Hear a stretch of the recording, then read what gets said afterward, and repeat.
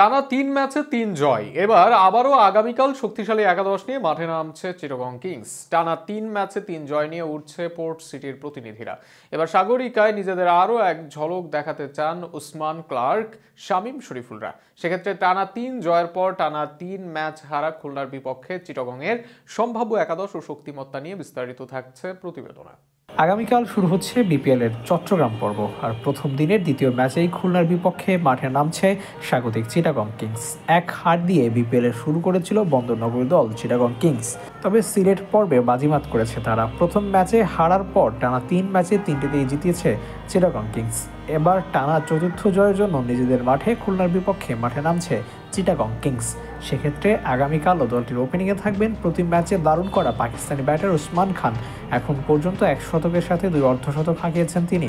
যদিও এখন পর্যন্ত এক ম্যাচেও ভালো করতে পারেনি চ্যাম্পিয়ন্স ট্রফিতে সুযোগ পাওয়া পারভেজ ইমন। তবুও আগামীকাল আবারও তাকেই সঙ্গী করবেন উসমান। ওয়ানডাউনে গত ম্যাচে নায়ক গ্রাহাম ক্লার্ক দুর্দান্ত ফর্মে আছেন এই মার্কুটে টপ অর্ডার ব্যাটার। অধিনায়ক মিথুনও দলের হয়ে প্রয়োজনে অনুযায়ী খেলে দারুণ খেলছেন। ৪ নম্বরে ব্যাট করবেন তিনি। আর ৫ নম্বরে গত ম্যাচে ১৮ বলে ৪২ রানের বিধ্বংসী ইনিংস খেলা হায়দার আলী খেলবেন। ফিনিশিংয়ের দায়িত্ব থাকবে শামীম পাটোয়ারির কাঁধে। চলতি বিপিএলে প্রায় ২০০-এর কাছাকাছি স্ট্রাইক রেটে ব্যাটিং করছেন তিনি। তবে কাল নাবিল সামাতের জায়গায় আবার একাদশে ফিরতে পারেন আরাফাত সানি।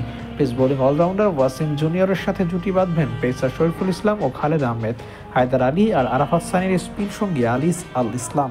আগামীকাল সন্ধ্যার ম্যাচে সাগরিকায় খুলনার বিপক্ষে মাঠে নামবে দলটি।